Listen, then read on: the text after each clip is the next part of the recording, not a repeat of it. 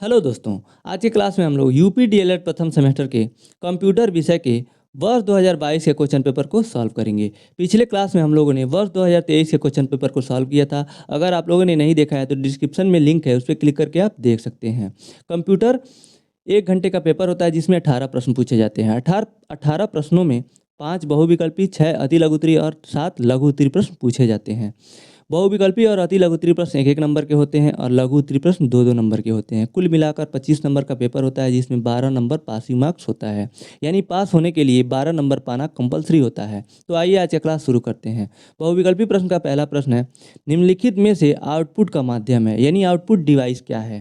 पहला है scanner, B है माउस, सी है प्रिंटर और डी है कीबोर्ड। तो इसका ऑप्शन सी सही उत्तर है प्रिंटर। प्रिंटर के माध्यम से कोई भी जो सॉफ्टवेयर पीडीएफ होती है, फाइल होती है, उसको प्रिंट करके हार्डवेयर में प्राप्त किया जाता है। यानी वो हमको देता है, कंप्यूटर से हमारे तक सूचना देता है या फिर जो भी प्रिंट आउट देता है, तो उसको ये आउटपुट हो जाएगा। इनपुट उसे कहते हैं जो हमारे द्वारा कंप्यूटर को निर्देश दिया जाता है। तो जो स्कैनर होता है, कोई भी फाइल या पेज जो होता है उसको स्कैन करके कंप्यूटर में भेजते हैं, ये इनपुट डिवाइस है। और माउस से भी इंस्ट्रक्शन दिया जाता है, ये भी इनपुट डिवाइस है। और कीबोर्ड से भी टाइप किया जाता है और इंस्ट्रक्शन दिया जाता है कंप्यूटर को, तो ये भी इनपुट डिवाइस है। लेकिन जो सी है ये आउटपुट डिवाइस है, इसलिए सी सही उत्तर हो जाएगा। प्रश्न संख्या दूसरा है, कंप्यूटर स्क्रीन के बैकग्राउंड को किस नाम से जाना जाता है। ऑप्शन ए है विंडो, बी है फ्रेम, सी है डेस्कटॉप और डी है एप्लीकेशन। इसका ऑप्शन सी सही उत्तर होगा, डेस्कटॉप। यानी कंप्यूटर स्क्रीन के जो पीछे जो दिखाई देता है, जो पीछे वाला भाग होता है, उसको डेस्कटॉप कहते हैं। प्रश्न संख्या तीसरा है, हार्डवेयर शब्द का अर्थ है कंप्यूटर के।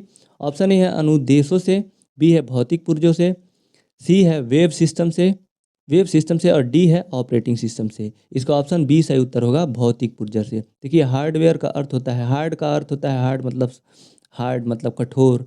तो जो दिखाई देता है, जिसको हम छू सकते हैं कंप्यूटर के भाग को, उसी को हार्डवेयर कहते हैं। कंप्यूटर के हार्डवेयर वही कहलाता है जिसको हम छू सकते हैं, टच देख सकते हैं, वो हार्डवेयर कहलाता है। और जिसको हम देख तो सकते हैं लेकिन छू नहीं सकते हैं, जैसे कंप्यूटर के एप्लीकेशन होते हैं अंदर, उनको सॉफ्टवेयर कहते हैं। अगला प्रश्न है प्रश्न संख्या 4, कुंजी पटल का दूसरा नाम है। ऑप्शन ए है की बॉक्स, बी है कीबोर्ड, सी है की लेन और डी है मॉनिटर। इसका ऑप्शन बी सही उत्तर होगा, कीबोर्ड। जो कीबोर्ड होता है उसी को कुंजी पटल हिंदी में कहते हैं। हिंदी नाम दिया हुआ है, इंग्लिश में आपको बताना है। प्रश्न संख्या 5 है, साइंटिफिक मोड किस एप्लीकेशन का भाग है। ऑप्शन ए है नोटपैड, बी है कैलकुलेटर, सी एमएस पेंट और डी है कोई नहीं। इसका ऑप्शन बी सही उत्तर होगा, कैलकुलेटर।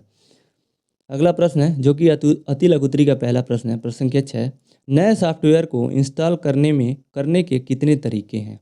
उत्तर, कंप्यूटर के मुख्य रूप से 2 तरीकों से सॉफ्टवेयर प्रोग्राम को इंस्टॉल करते हैं। ऑप्शन ए है यानी पहला है सीडी या डीवीडी के सॉफ्टवेयर इंस्टॉल करना। यानी जो सीडी या डीवीडी में सॉफ्टवेयर होता है उसको आप कंप्यूटर में इंसर्ट करके उससे आप इंस्टॉल कर सकते हैं। और दूसरा है इंटरनेट से सॉफ्टवेयर इंस्टॉल करना। यानी इंटरनेट से भी डायरेक्ट आप प्ले स्टोर से जाके सॉफ्टवेयर इंस्टॉल कर सकते हैं या गूगल से डाउनलोड करके इंस्टॉल कर सकते हैं। प्रश्न संख्या 7 है, लाइट पेन क्या होता है। देखिए, ये प्रश्न 2023 में भी पूछा हुआ था, सेम प्रश्न वही यहाँ पे भी है। उत्तर है, लाइट पेन कंप्यूटर के CRT cathode ray tube display के साथ करने वाला एक इनपुट डिवाइस है जिसका इस्तेमाल कंप्यूटर स्क्रीन पर मौजूद टेक्स्ट को सिलेक्ट करने, प्रोग्राम को ओपन करने और चित्र बनाने के लिए किया जाता है।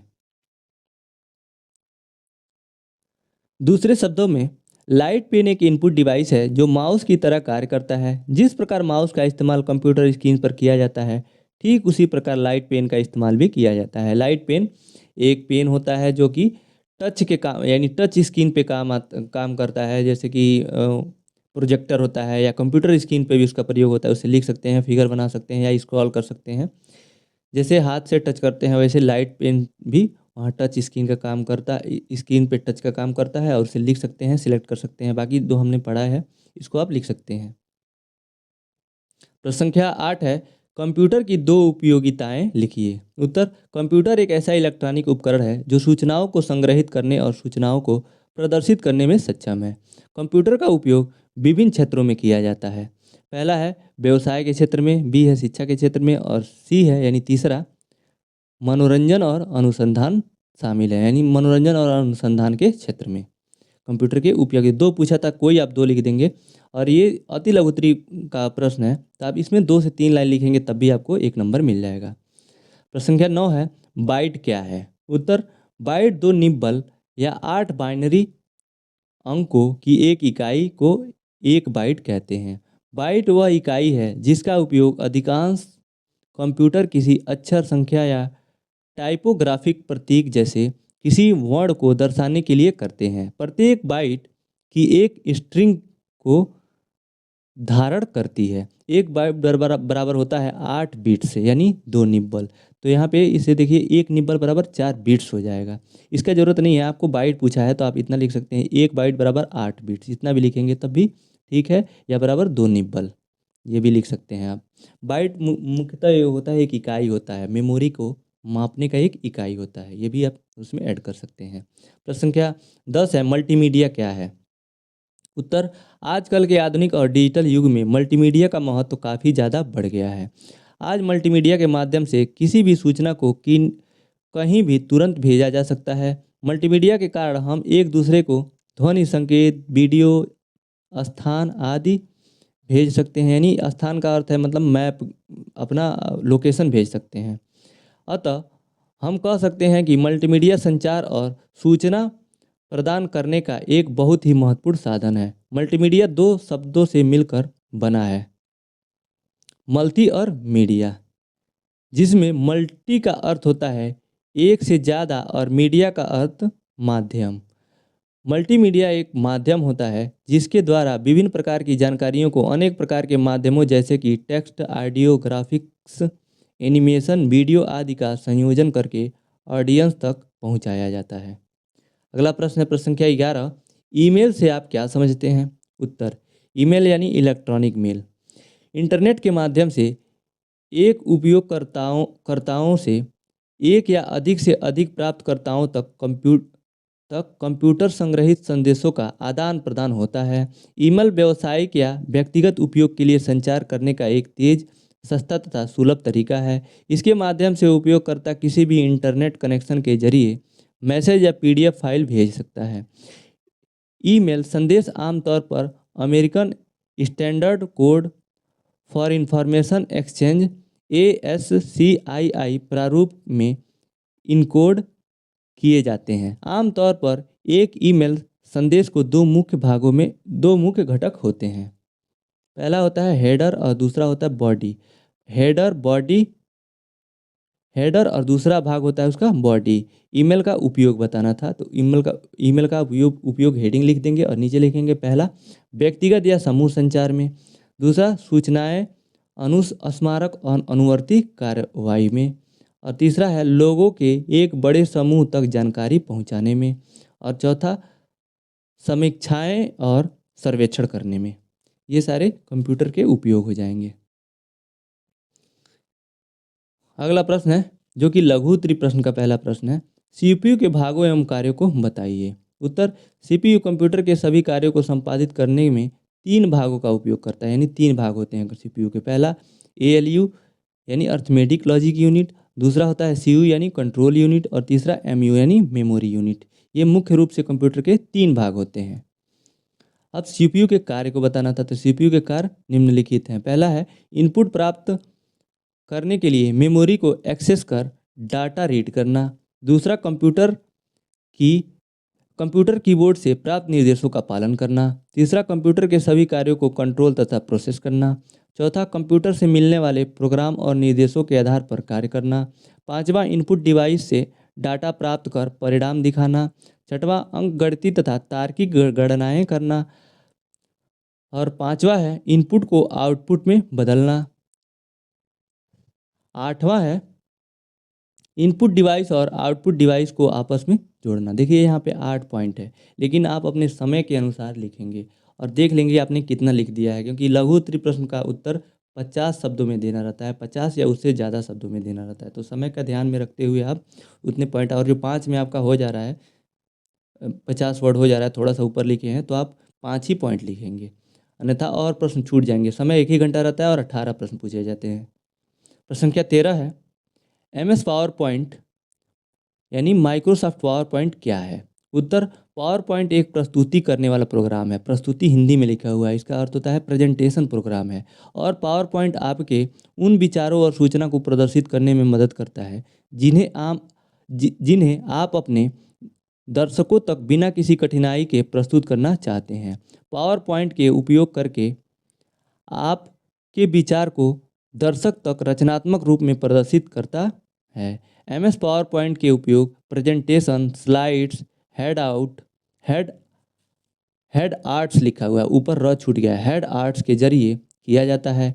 स्कूल में छात्रों को प्रस्तुति देने के लिए एमएस पावर पॉइंट के द्वारा सूचना को प्रेजेंट किया जाता है। एक व्यक्ति अपने व्यक्तिगत रिज्यूमे को प्रेजेंट करने में और सरकार को अपनी रिपोर्ट का प्रेजेंटेशन देने में एमएस पावर पॉइंट का उपयोग करते हैं। यह एक प्रेजेंटेशन आधारित प्रोग्राम है जो प्रेजेंटेशन को अधिक इंटरैक्टिव और दिलचस्प बनाने के लिए ग्राफिक्स, वीडियो आदि का उपयोग करता है। सहेजे या बनाए गए पावर पॉइंट प्रेजेंटेशन का फाइल पीपीटी के यहाँ पे होना चाहिए, यहाँ पे छूट गया है, पीपीटी के फॉर्म में सेव होता है। पीपीटी, इसका एक्सटेंशन नाम है पीपीटी। पीपीटी फॉर्म के रूप में सेव होता है। बस इतना आप लिख लेंगे, सेव होता है पीपीटी के फॉर्म में। अगला प्रश्न है प्रश्न संख्या 14। कंप्यूटर नेटवर्क क्या है? इसमें सर्वर की क्या भूमिका होती है? उत्तर, सर्वर एक ऐसा कंप्यूटर सिस्टम है जिसे एक नेटवर्क में कई उपयोगकर्ताओं द्वारा साझा किया जाता है। एक नेटवर्क में एक से अधिक कंप्यूटर होते हैं जिसमें से प्रत्येक एक विशेष कार्य करता है। एक ईमेल सर्वर नेटवर्क पर ईमेल प्राप्त करता है और वितरित करता है। आगे दिया है, नेटवर्क में एक होस्ट कंप्यूटर को नेटवर्क पर संचार करने के लिए एक आईपी पते यानी आईपी एड्रेस की आवश्यकता होती है। नेटवर्क पर कंप्यूटरों को आईपी पतों यानी आईपी एड्रेस के बजाय परिचित नामों से याद रखना आसान है। कंप्यूटर के माध्यम से बने नेटवर्क समूह को निम्नलिखित नामों से जाना जाता है: लैन, मैन और वैन। लैन का फुल फॉर्म होता है लोकल एरिया नेटवर्क, मैन का मेट्रोपॉलिटन एरिया नेटवर्क और वैन का वाइड एरिया नेटवर्क।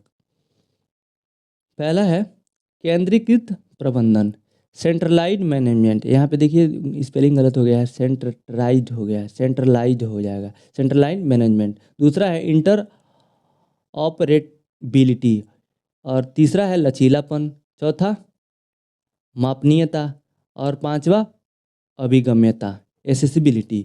और सर्वर नेटवर्क के नुकसान भी होते हैं कुछ।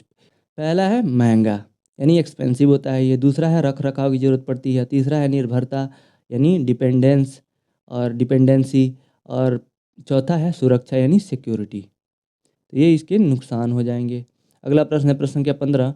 मीडिया प्लेयर का प्रयोग किस लिए किया जाता है? उत्तर, मल्टीमीडिया फाइलों को कंप्यूटर या एंड्रॉयड फ़ोन में खोलने के लिए प्रयोग किए जाने वाले सॉफ्टवेयर या प्रोग्राम को मीडिया प्लेयर कहते हैं, जैसे Windows media player, VLC media player इत्यादि। मल्टीमीडिया ऐसी सामग्री को कहते हैं जिसमें ऑडियो, वीडियो, चित्र, एनिमेशन आदि सामग्री का उनके अलग अलग रूपों में संयोजन होता है। मल्टी मीडिया प्लेयर के उपयोग निम्नलिखित हैं। उपयोग भी बताना था इसमें, प्रयोग मीडिया प्लेयर का प्रयोग या उपयोग। तो पहला है गाने या फिल्म चलाने में, दूसरा सीडी ट्रैक को MP3 और अन्य ऑडियो प्रारूपों में रिंप करने में, तीसरा इंटरनेट से रेडियो सुनने में, चौथा ऑनलाइन संगीत सुनने तथा स्टोर करने में आदि। ये सब इसके उपयोग हो जाएंगे मीडिया प्लेयर के। अगला प्रश्न है प्रश्न संख्या 16। इंटरनेट द्वारा प्रदान की जाने वाली सेवाओं का वर्णन कीजिए।